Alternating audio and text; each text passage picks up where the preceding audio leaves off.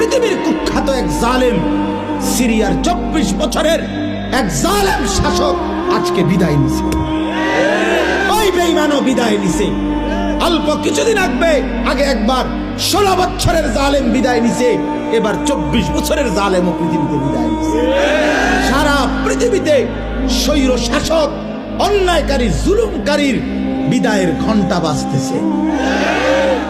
সারা পৃথিবী। সিরিয়ার president Bashar আল আসাদ, ওই জালেম, ওই গাদ্দার 24 বছর একটানা অন্যায় ভাবে ক্ষমতা কুক্ষিগত করে রাখছে। মাত্র 11 দিনে তার মসনদ তছনছ হয়ে গেছে। এখন পর্যন্ত বিমান দিয়ে যে ভাগছে, কই ভাগছে এটাই কইতে পারতেছে না, কেউ খুঁজেই পাচ্ছে না।